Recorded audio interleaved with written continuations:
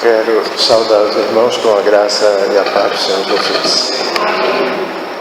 Queridos, sempre é bom quando a gente se reúne na comunhão dos santos, na casa de oração, para não só cultuar, mas também orar, colocar diante de Deus as nossas necessidades, os nossos agradecimentos. Mas todas as vezes que a gente trata das questões relacionadas com a oração, geralmente acontece, algumas dúvidas, alguma fraqueza, porque o homem em si ele é frágil, E eu queria nessa noite meditar com os irmãos no texto lá em Atos capítulo 12, versículo de 1 a 5, Atos 12, de 1 a 5, para que a gente reflita um pouco nesse texto e possa entender um pouco o porquê que nós devemos orar e como também nós devemos orar. A versão que eu vou ler diz o seguinte: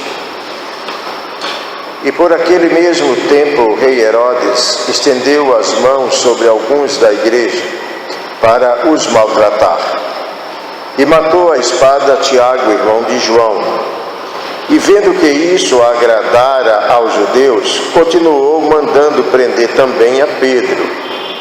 E eram os dias dos ázimos, e havendo prendido, o encarcerou na prisão, entregando a 4 grupos de soldados, para que o guardasse, querendo apresentá-lo ao povo depois da Páscoa. Pedro, pois, era guardado na prisão, mas a igreja fazia contínua oração por ele a Deus. Que Deus aplique em nosso coração a porção da sua palavra lida e que possamos tirar lições desse texto. Eu tenho visto recentemente alguns comentários de alguns grupos que falam a respeito de oração, e eu tenho até tremido diante de grandes afirmativas de pessoas que são formadores de opiniões dentro das igrejas. E um dia desse eu li a respeito de uma pessoa que colocou o seu comentário dizendo que as orações dos crentes pouco importa para Deus, porque Deus não vai mudar aquilo que Ele já determinou. E aí isso me deu um calafrio, porque a gente verifica não só no Velho Testamento como no Novo Testamento a orientação para que a gente chegue a Deus, que a gente peça a Deus, que a gente ore a Deus, que Ele atende, que Ele atende. E eu li e reli o texto para poder entender mesmo se eu estava tendo uma percepção errada da coisa, mas são pessoas que acham que na soberania de Deus, tudo aquilo que já aconteceu ou acontecerá não sairá de nenhum trilho no sentido da construção da vontade de Deus. A gente analisa isso direitinho na Bíblia e a gente verifica que não é por aí. Nós sabemos que Deus é soberano, mas contudo Deus decidiu, através do seu querer, da sua vontade, que o seu povo orasse para que ele pudesse agir. Teve um rei que pediu a Deus por mais anos de vida, e ele deu 15 anos a mais, e agora não estava determinado que ele ia morrer, e porque Deus agora voltou lá atrás? Claro que não, Deus é soberano, Ele pode fazer isso. Isso é feito através da oração, e nós nos reunimos em culto e momentos de oração para colocar diante de Deus, né? Porque o próprio Jesus Cristo nos ensinou que aquilo que a gente pedir ao Pai crendo, nós receberemos, né? Então é interessante hoje como algumas correntes que são fundamentalistas e chegam ao ponto de colocar frases ou pensamentos dessa qualidade para o povo. E tem gente que acredita, viu? Mas a gente verifica na Bíblia que Deus, né, age através da oração do seu povo. Por isso devemos recorrer à oração para interceder, não só por nós, mas pelos outros, para que Deus cure pessoas, não é? Para que haja edificação na nossa vida, na vida da igreja. Tudo isso a gente verifica que está no processo, né, no caminhar da igreja, do povo de Deus, através da oração, e os milagres e as bênçãos eram recebidas porque Deus se abria para atender o seu povo e continua se abrindo para atender o seu povo. Agora é lógico que a gente verifica em todo o contexto que a gente analisa do ponto de vista da oração, há uma necessidade de um comprometimento, né, daquele que está orando para com Deus, porque nós sabemos que a oração, né, é ela que vem. O poder da oração não está naquele que ora, mas o poder da oração está em Deus que escuta a oração. A gente já falou sobre isso aqui, né? E esse contexto que nós lemos de Pedro é um contexto que a gente pode refletir de momento de muitas tensões na vida de Pedro, né? Esse texto, quando foi escrito, Herodes, o Agripa I, era muito leal a Roma e ele queria crescer com o governo romano. Ele queria ter maior autoridade no meio da Palestina, né? E para isso começou a buscar a simpatia de Roma. E como é que ele buscou a simpatia de Roma? Começando a matar os cristãos, né? O texto diz, né, que ele mata Tiago, depois ele prende Pedro e já está pronto para matar Pedro. E aí isso fazia com que ele fosse aceito, ele fosse simpático aos judeus que estavam batendo palma pela morte dos cristãos, né? Os cristãos eram os hereges, né, com relação ao governo. É tanto que vai até contratar Paulo depois para fazer a perseguição, e Paulo passa por aquela transformação. Então, para perseguir os cristãos que estavam nascentes, o rei começou a agradar os judeus para ganhar essa simpatia. Então vamos eliminar os líderes, porque se eliminando os líderes, fica mais fácil dispersar o povo. Então é nesse contexto de perseguição que muitos cristãos se congregavam ocultamente nos lares para orar e crescer no conhecimento a fim de falar sobre a mensagem do Evangelho. Os cristãos iam para determinada casa de irmãos e lá oravam, lá falavam a respeito de Jesus. Eles só não cantavam, porque é interessante isso, né? O cântico entra depois, né? Por que não cantava? Porque cantando era mais fácil as autoridades judaicas e romanas localizar onde estava vindo o cântico e aí chegar lá a matar os judeus, porque o cântico a música tem uma expansão maior do que a voz. Então era uma prática, uma estratégia não cantar, né? Não cantar. Embora Paulo cantasse na prisão, e agora ele estava preso, né? Não tinha, mas os cristãos, outros, quando se reuniam nas casas, eles oravam, né?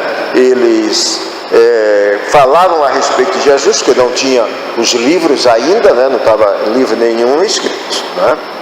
Então, nesse contexto, né, de Pedro preso, a palavra de Deus diz que ele estava dormindo entre dois soldados acorrentado com 2 cadeias, e as sentinelas diante da porta guardavam a prisão.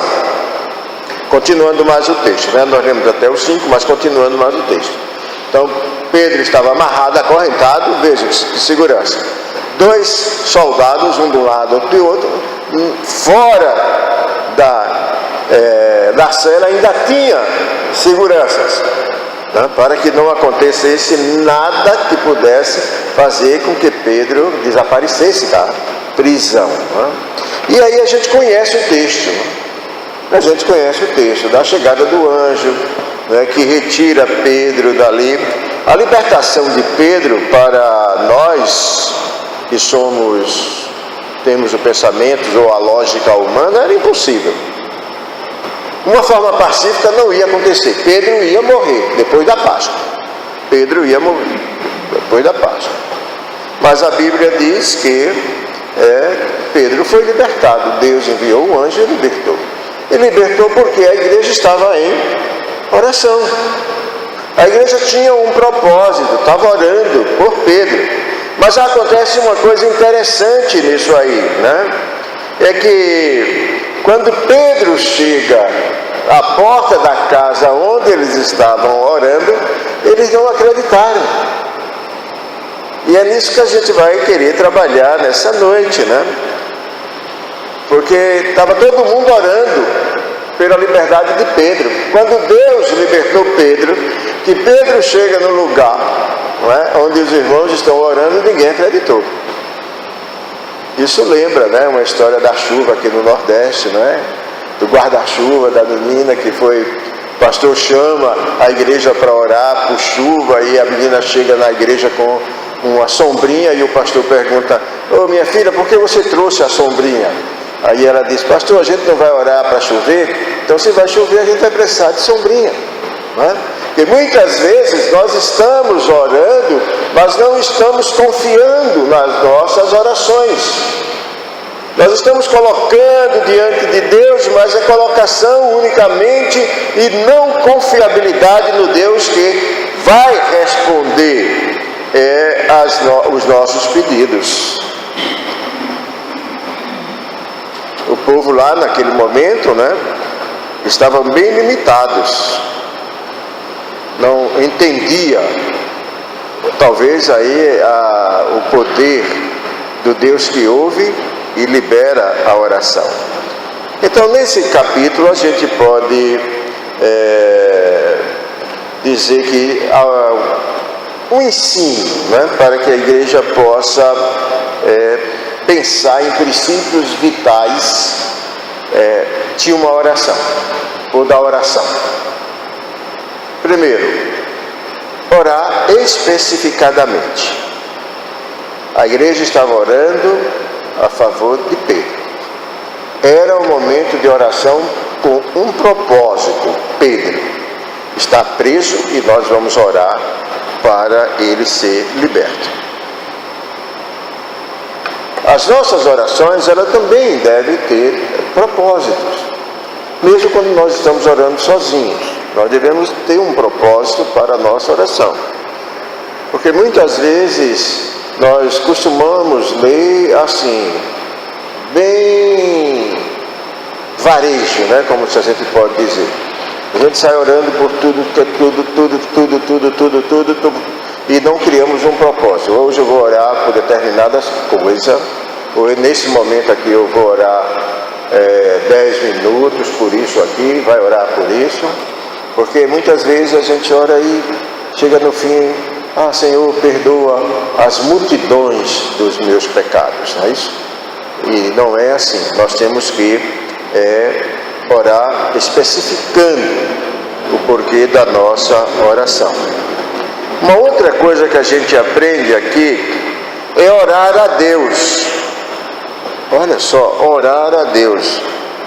Porque a igreja estava orando a Deus naquele momento. E Lucas teve o cuidado de destacar no versículo 5 que as pessoas oravam de maneira incessante a Deus. E você poderia me perguntar, a quem mais eles orariam?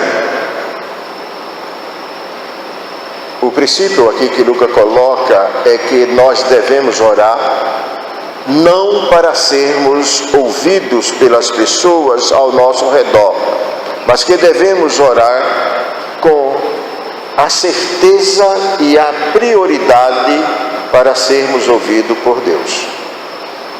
O que Lucas está querendo dizer aqui é que quando a nossa oração tem que ser uma oração sincera e não simplesmente só uma oração de expectativa, não é? Uma oração de expectativa, mas uma oração sincera, orar para Deus e não orar para quem está nos ouvindo. E é nesse orar para Deus que existe a sinceridade de coração, porque quando não existe a sinceridade de coração, nós oramos para aqueles que estão nos ouvindo. A colocação aqui do texto é nesse sentido, né? De orar incessante a Deus, nesse sentido, porque quando você ora com fidelidade, você ora para Deus e não para as pessoas que estão ao seu redor. Uma outra coisa que a gente verifica no texto, pelo menos na tradução revista e atualizada, diz que nós devemos orar intensamente, né, ou incessantemente.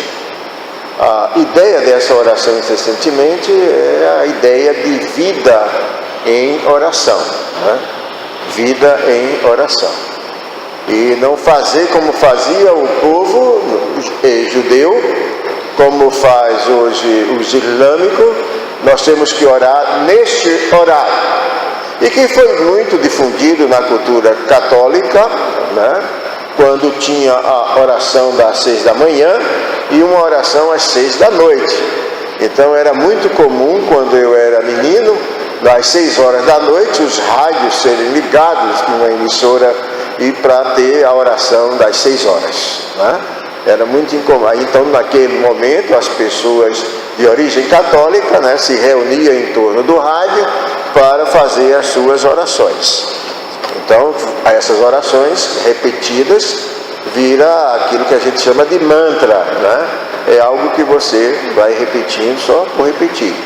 É como se você repetisse o Pai Nosso sem ter a consciência do que está dentro do Pai Nosso, que é muito comum. Quando você reza ao Pai Nosso, talvez você não tenha a consciência do que está lá dentro. Agora, quando você ora aquilo com fidelidade, né, nós vamos encontrar ou ter uma outra visão do texto que Jesus ensinou. Uma outra coisa que a gente verifica no texto, né, lido, é que nós precisamos orar com esperança, né? No crente, aquele adágio popular que diz a esperança é a última que morre, não existe, né? Não existe. Porque nós precisamos orar com esperança. Aquelas pessoas lá estavam orando para Pedro ser liberto da prisão. Eles estavam orando, parece, sem nenhuma esperança. Estava orando para Deus libertar Pedro, mas não tinha esperança que isso acontecesse. É tanto que quando Pedro aciona, né, bate na porta para entrar, e vai alguém para receber, né, Rode, né, e quando ela volta dizendo, é Pedro, quem estava lá disse, você está louca, Pedro está preso, né? Você está louca. Quando ela anunciou que Pedro estava livre à porta da casa, né, eles não acreditaram. Puxa, estava orando. E isso às vezes acontece conosco também. O texto diz que ela insistiu, dizendo que Pedro estava ali. Ela insistiu e eles não estavam acreditando. Muitas vezes tratamos a resposta às nossas orações, né, como sendo negativas ou inconvenientes, porque não aprendemos a discernir a resposta que Deus nos dá às nossas orações. Eu orei, Deus não me respondeu. Eu orei e não tive resposta, Deus me abandonou. Não, provavelmente isso é porque nós não estamos discernindo a resposta de Deus aos nossos pedidos. Basta a gente nos lembrar que há um texto que Mateus registra, que aquilo que é impossível ao homem não é impossível a Deus, porque Deus não é o Deus dos impossíveis, como muita gente fala. Deus é o Deus de todas as possibilidades. Deus é o Deus de todas as possibilidades. Irmão, nós precisamos orar com esperança, né? Trabalhar isso na nossa vida. E finalizando, eu quero dizer também que o texto nos orienta, né? Nos exorta, que nós devemos orar em conjunto, né? O texto diz lá que a igreja estava orando. É importante você orar individual no seu quarto? Certo? Mas o texto também nos exorta a orarmos em conjunto, em igreja, na comunhão dos santos. E os cristãos do primeiro século estavam comprometidos em orar juntos. Eles oravam numa casa, oravam noutra, provavelmente não repetiam o mesmo lugar para não serem descobertos. Mas o versículo 5 diz que a igreja estava orando. A igreja estava orando. E muitas vezes nós queremos colocar a prática ou o exercício da oração só para o pastor, para o conselho da igreja, não é? Então todo mundo é só: pastor, ore por mim, ore por mim, ore por mim, ore por mim, ou para o presbítero. Mas nós precisamos orar um pelos outros. Tenho falado que há uma necessidade da igreja se pastorear também. É o exercício do sacerdócio real. Isso é muito importante, quando a igreja também se pastoreia. Quando um irmão lhe visita, é a igreja que está lhe visitando. Mas tem pessoas que acham que a visita só é válida se for a visita do pastor ou do presbítero. Não, qualquer irmão que te visitar é a igreja do Senhor que está indo à tua casa. E isso deve ser aceito como sendo a igreja do Senhor. Não é? Porque isso faz parte desse cuidado, desse pastoreio, dessa oração juntos, né, que é muito necessária à vida cristã. E Lucas especifica isso bem no versículo 12. Muitas pessoas estavam congregadas e oravam. Né? Orar só é bom, mas é necessário que a gente ore em grupo. Tá? A Bíblia exorta a igreja a orar em conjunto. A igreja é exortada ao comprometimento da oração na comunhão dos santos. Isso não só fazia com que os milagres acontecessem, mas também fazia a igreja crescer. Nós não vamos entrar nesse detalhe agora, né? Mas a igreja também, quanto mais a igreja orava, quanto mais a igreja vivia na comunhão, mais a igreja se multiplicava. Diz aí no capítulo 12, lá no verso 24, né? Que é assunto para outro momento, tá? Então, que Deus nos oriente, que Deus nos dê a iluminação através do seu Espírito, para que a gente possa cada vez mais valorizar, né, a nossa oração para com Deus, entendendo que Ele nos atende, né, que Ele nos atende, embora seja soberano sobre todos os seus desígnios, né, mas Jesus Cristo nos orientou e colocou diante de nós esse canal de comunicação com Deus, e Deus tem atendido a oração do justo, diz a palavra. Que Deus nos abençoe.